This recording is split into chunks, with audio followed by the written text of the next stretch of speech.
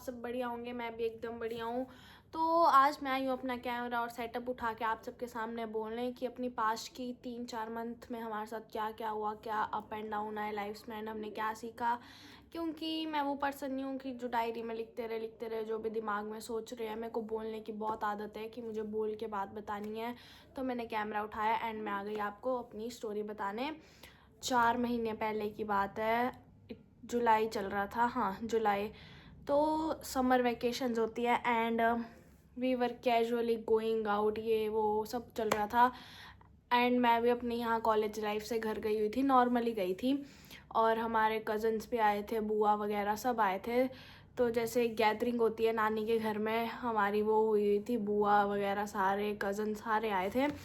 तो we were chilling out, सब चल रहा था नॉर्मल कैजुअल, सब हो रहा था, वी वर इंजॉइंग। और तो देन हमारी बुआ वगैरह सब चले गए। 1 जुलाई की बात है कि वो लोग चले गए, मतलब सब अपने अपने वर्क्स को वापस चले गए। तो मेरे पापा को थोड़ा ऑफ फील हो रहा था, जैसे उनको बुखार खांसी जुकाम ये नॉर्मली होता है। एंड हिमाचल में आपको मौसम का पता है कि मॉनसून चल रहा था, फिर उस टाइम थोड़ी बारिश एंड ऑल हुआ, तो नॉर्मली उनको ठंड वगैरह लग गई। तो 1-2 दिन उनका ऐसे बॉडी पेन वगैरह रहा। तो मैं भी घर में थी, मेरा कज़न और मेरी सिस्टर, जैसे मेरा कज़न ब्रदर आया हुआ था और हम 3 थे वहाँ पे घर में। एंड हम जैसे संडे को हम शॉप के बाद घूमने वगैरह जाते हैं, तो हम वैसे नॉर्मली गए। तो पापा ने बोला कि उनको पंजाब जाना है, तो तुम लोग शॉप में बैठ जाना। 2 जुलाई को उन्हें निकलना था, बट उस दिन लैंडस्लाइड्स वगैरह हो गई थी एंड रास्ते बंद हो गए। फिर 3 जुलाई को वो निकले। मेन उन्होंने पंजाब जाना था नॉर्मली, एंड उनका मेन मोटिव था कि उन्होंने अमृतसर जाना था। उनका बहुत मन था अमृतसर जाने का कि मैं मत्था वगैरह टेक के आऊँगा, तो उन्होंने अमृतसर जाना था। एंड हम लोग ऐसे भी शॉप वगैरह पे बैठते हैं, जब पापा पंजाब जाते हैं तो हम लोग नॉर्मली शॉप पे बैठे थे। एंड वो चले गए 3 जुलाई को घर से, खुद ड्राइव वगैरह करके गए। एंड जैसे ही वो मंडी बुआ के पास पहुंचे तो उन्होंने शाम का वहाँ पे स्टे लेना था, देन अगले दिन निकलना था पंजाब के लिए। तो बुआ के पास पहुँच के उनकी सडनली एकदम से तबीयत ख़राब हो गई रात को। तो वो बोलते कि मुझे सांस, मतलब हमें ऐसा कुछ पता नहीं था रात को। उन्होंने बोला मुझे सांस नहीं आ रहा, ये वो मेरे को ऐसे दिक्कत हो रही है। तो रात को वो वहाँ पे मंडी हॉस्पिटल गए, हरियर मंडी गए। तो वहाँ पे उनको उन्होंने दवाई वगैरह दी एंड थोड़ा 1-2 इंजेक्शन वगैरह लगाए, जिससे थोड़ा टेम्पररी रिलीफ मिल जाए। फिर हमें ये सब पता नहीं था कि रात को ऐसा ऐसा हुआ। तो नेक्स्ट डे पापा ने हमें कॉल करके बताया कि मेरी रात को तबीयत ख़राब हो गई थी। तो ऐसे ही हंस हंस के बोल रहे थे नॉर्मली कि प्यो दा हाल नहीं पुछना होंदा, मतलब ऐसे बोलते हो। फिर हमने बोला क्या हो गया था। फिर बोला रात को मेरी तबीयत ख़राब हो गई थी। देन जिस हॉस्पिटल में वो गए थे कि उन्होंने पापा को सजेस्ट किया कि आप वहीं जाओ जहाँ आपका पहले इलाज चल रहा था, क्योंकि पापा को थोड़े टाइम पहले स्टंट पड़े थे हार्ट में, DMC लुधियाना में। तो फिर उन्होंने सजेस्ट किया कि आप वहीं चल जाओ तो ज़्यादा बेटर होगा, आपका प्रॉपर ट्रीटमेंट हो जाएगा, क्योंकि वहाँ पे पहले ट्रीटमेंट चला है, कोई हार्ट वगैरह का इशू ना हो, इस करके उनको वहाँ पे भेज दिया। तो नेक्स्ट डे पापा चले गए DMC, मतलब उनसे ना बोला जा रहा था ना ड्राइव किया जा रहा था, तो वहाँ से एक ड्राइवर किया एंड वो चले गए DMC। तो कार में भी वो मतलब हमसे बात नहीं कर पा रहे थे, उनका मतलब सांस इतना फूल रहा था एंड मतलब उनको सांस लेने में दिक्कत हो रही थी एंड पेट भी थोड़ा फूल गया था। तो जब मैंने उनको कॉल की, ऐसे वो मेरे से बहुत अच्छे से बात करते और जाते वक्त मेरे से मिल के भी नहीं गए, पता नहीं शायद वो जल्दी में थे एंड ऊपर से चले गए क्योंकि मैं शॉप में थी। 4 को वो जा रहे थे, तो मैंने कॉल किया, मेरे से कॉल में ढंग से बात भी नहीं की। मतलब शायद उनसे नहीं हो रही थी, मैं ऐसे नहीं बोलूँगी कि उन्होंने ज़बरदस्ती नहीं की। बट जब मैंने कॉल किया तो मैंने बोला हेलो पापा कहाँ हो, मतलब ठीक हो। तो ही वॉज लाइक हाँ मैं ठीक हूँ, मतलब इतना वो था कि उनसे बोले भी नहीं जा रहा था। फिर उन्होंने फटाफट कॉल काट दिया। देन वो जब वहाँ पहुँचे तो हमारा कोई ऐसा कांटेक्ट वगैरह नहीं था, क्योंकि जो हॉस्पिटल में उनको एमरजेंसी में शिफ्ट किया था तो वहाँ फ़ोन वगैरह नहीं होते। फिर उनका ट्रीटमेंट वगैरह चला, तो हमें ज़्यादा कुछ ना ऐसे इन्फॉर्मेशन नहीं आ रही थी कि क्या हो रहा है क्या नहीं, क्योंकि हम लोगों में से वहाँ पे कोई प्रेजेंट नहीं था। हमारी बुआ एंड रिलेटिव गए बाद में, तो हमें ज़्यादा इन्फॉर्मेशन नहीं आ रही थी। तो 4 जुलाई को ऐसे ही उनके टेस्ट वगैरह हुए एंड पता लगा कि कोई सेल्स बढ़े हैं कुछ, तो उसने थोड़ा बोला किडनी पे इफ़ेक्ट कर दिया है। मतलब एकदम सडनली ये चीज़ें ऐसी ऐसी हो रही थी कि एक दिन में गए, एक दिन में सेल्स बढ़ गए, फिर सेल्स बढ़े कुछ, तो उसने बोला किडनी में डैमेज कर दिया है एंड ऑल।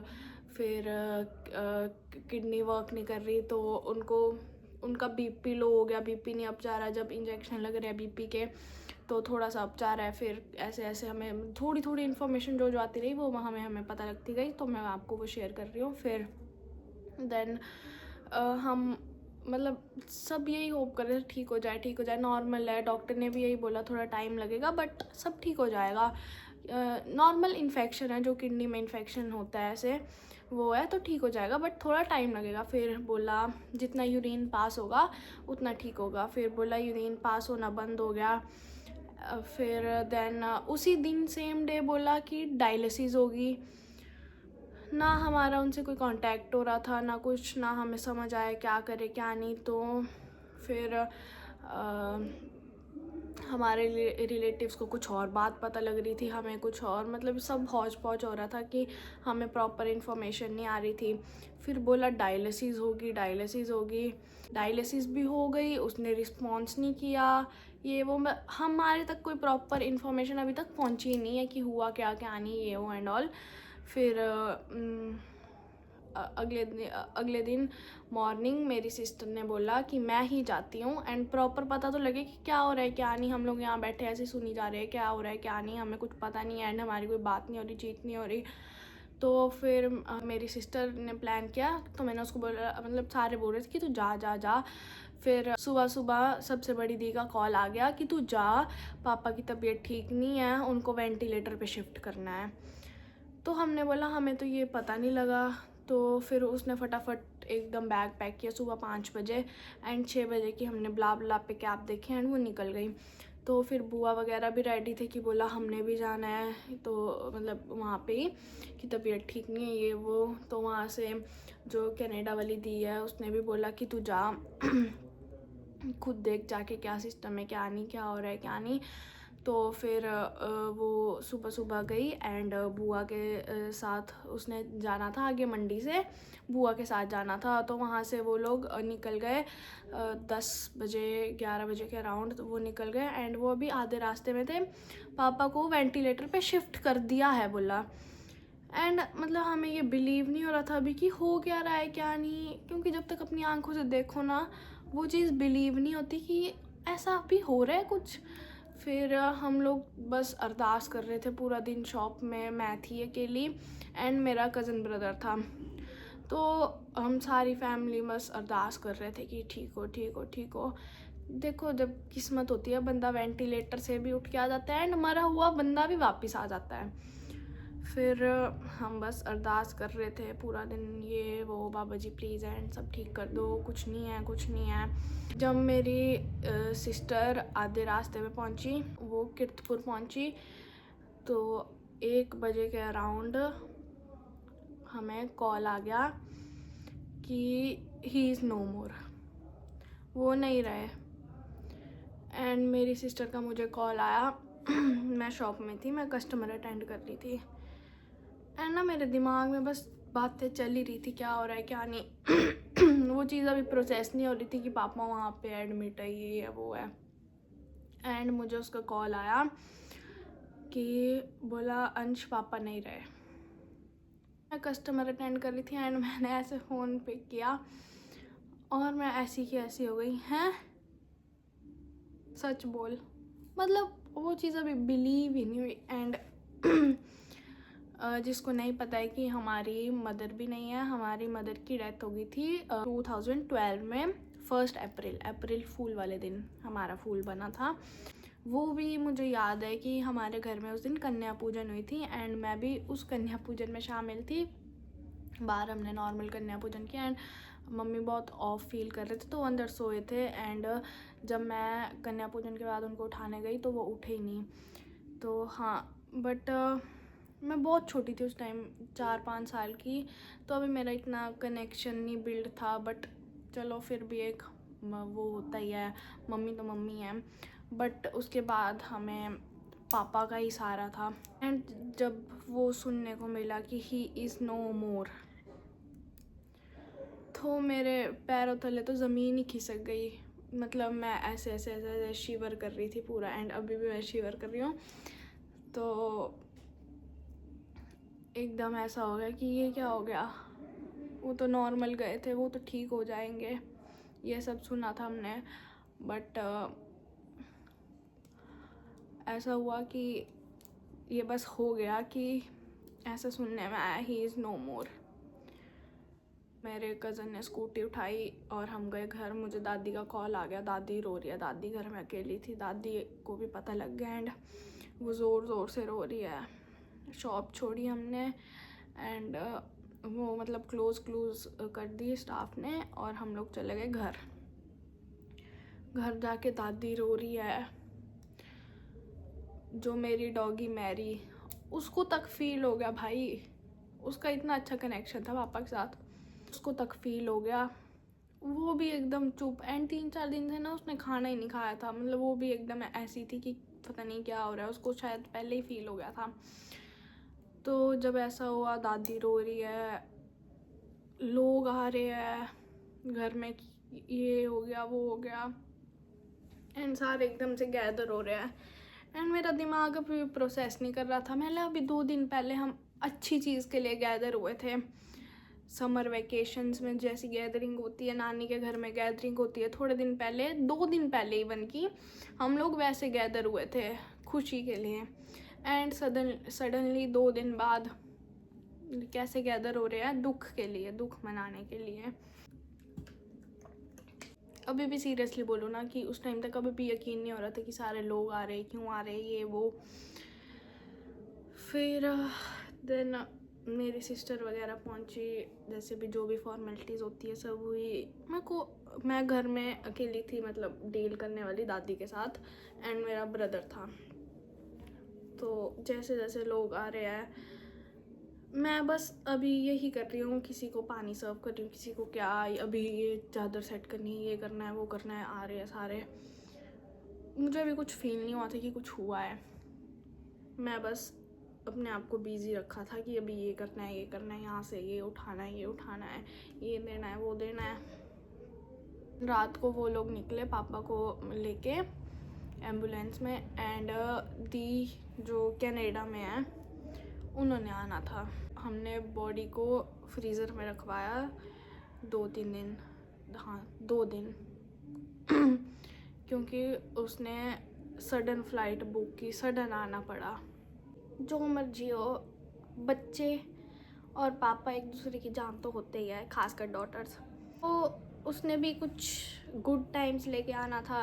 जैसे कनाडा से उसको 2 साल हो गए थे, तो उसने भी आना था, बट सबके लिए गिफ्ट्स लेके एंड ऑल अच्छी चीज़ें लेके आना था, कि जैसे लोग कनाडा से आते हैं बहुत टाइम बाद अपने घर, तो वैसे। बट वो सब कुछ उल्टा हो गया, वो कुछ नहीं हो पाया जैसा हमने सोचा था। देखो, लाइफ इतनी सी है, और जो हम सोचते हैं वैसा हो ना हो, क्या पता, क्या नहीं। लाइफ कितनी सी है, किसको क्या पता, आज हम हैं कल नहीं है, नॉर्मली जा रहे आ रहे, क्या हो रहा है किसी को कुछ नहीं पता। तो मैं तो यही बोलती हूँ कि जितनी है उसको अच्छे से जियो, जो मोमेंट चल रहे हैं उसको एंजॉय करो। तो फिर ये सब हुआ, एंड हमें अभी भी प्रोसेस नहीं हो पा रहा था। पापा फ्रीज़र में थे, अभी भी नहीं हो रहा था, सारे आ रहे ये वो। जिस दिन संस्कार होना था वो वाला डे, उस दिन आनी थी डेड बॉडी सामने।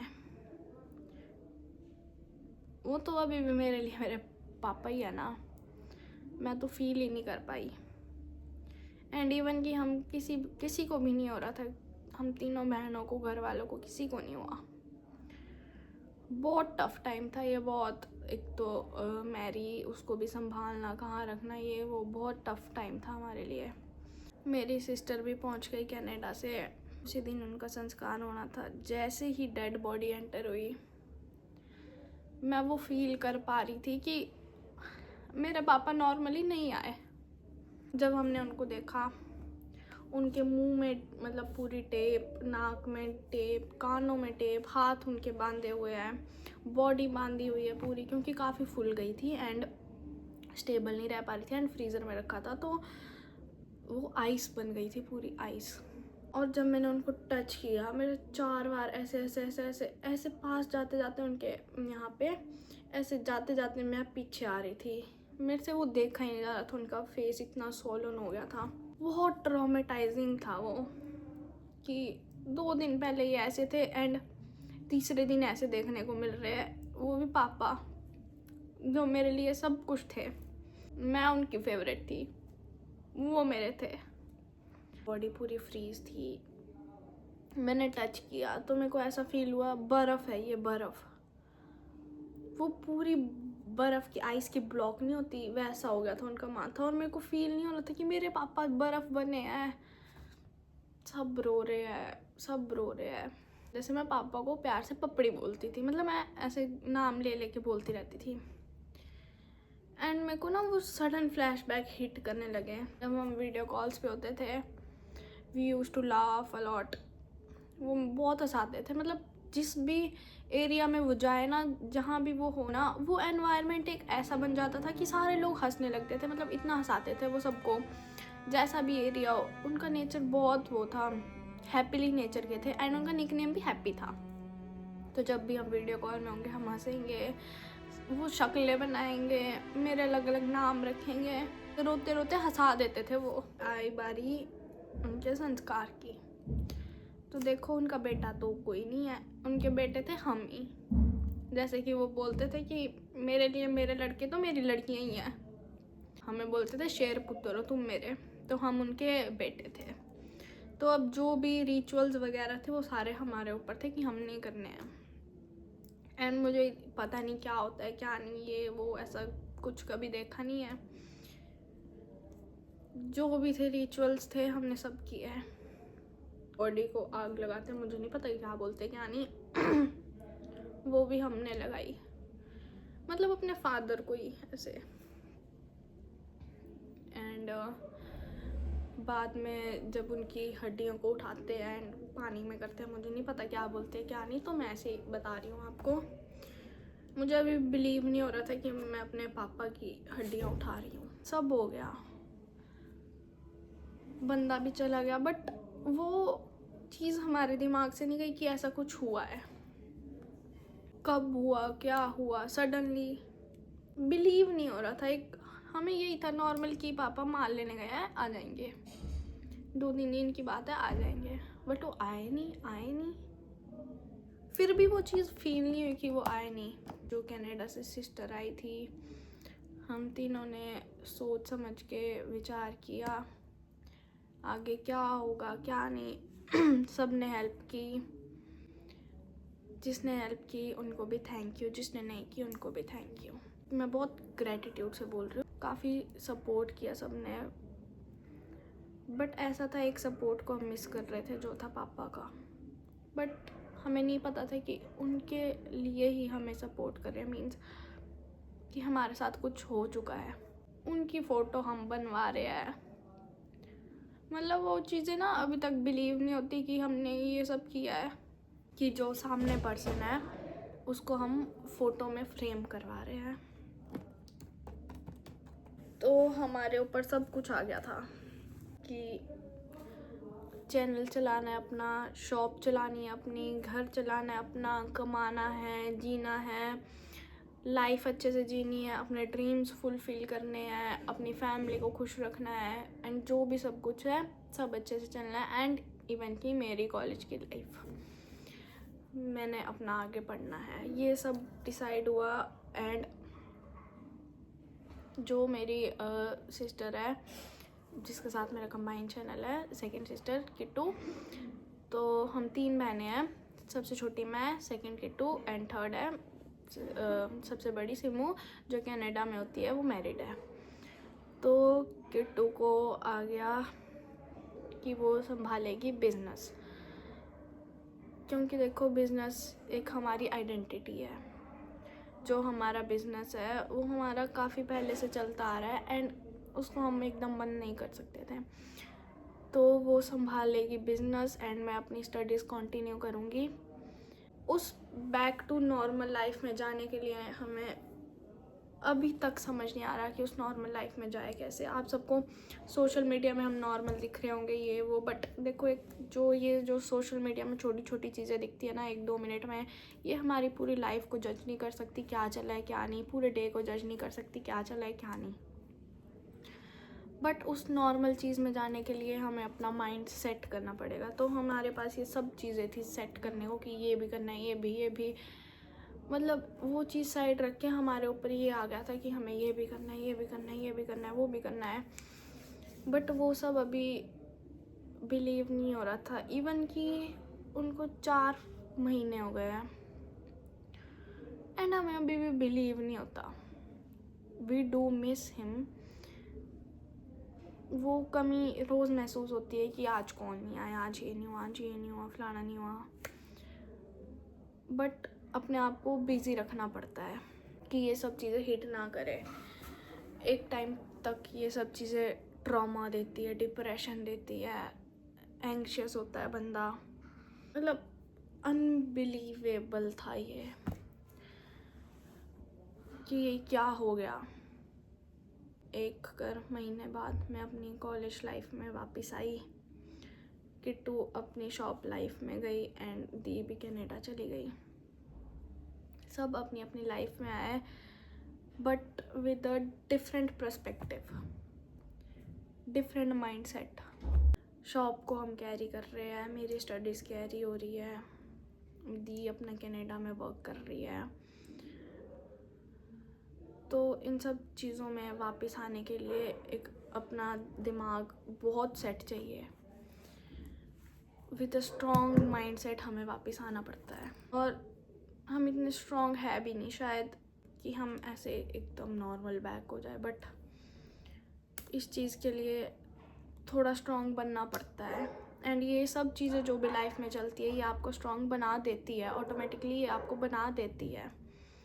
वो मेन बात अब ये आती है, अब इस चैनल पे आपको मैं और मेरी सिस्टर दोनों के लाइफ व्लॉग्स दिखेंगे। जो भी हमारे से अभी धीरे धीरे हम ट्रैक पे आने की कोशिश कर रहे हैं एंड जो भी हमारे से अभी शूट होगा एवरीथिंग वो वहाँ पे है अपना होम टाउन में एंड मैं खरड़ अपनी यूनिवर्सिटी में।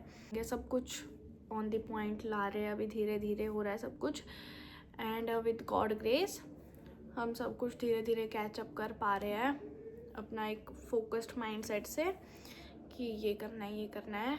वो कभी कभी ऊपर नीचे हो जाता है बट इस चैनल पे अकेला उसका ही अब नहीं आएगा। पहले वो अपना शेयर करती थी, हमारे चैनल का नाम था प्रभकिरत कौर करके, बट अब ये हो गया इट्स चावला सिस्टर्स कि हम दोनों की लाइफ का आपको इसमें दिखेगा।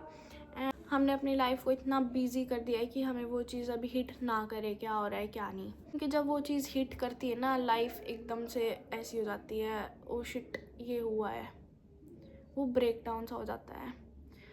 तो अपनी लाइफ को इतना बिजी कर दो कि आपको वो चीज़ सोचने का टाइम ही ना मिले आपको। ये वीडियो इतनी लंबी हो गई है तो एट द एंड मैं यही बोलना चाहूँगी कि पापा I love you, I miss you and I know you are with me, with us, with whole of our family. आप देख रहे हो हमें कि हम क्या कर रहे हैं क्या नहीं एंड हम आपको प्राउड फील करवाएंगे। जैसा कि आपने बोला था पीओ का नाम रोशन करना है, हम करेंगे, ज़रूर करेंगे एंड आपका नाम रोशन होगा। You are the greatest papa. I love you and I miss you. Bye.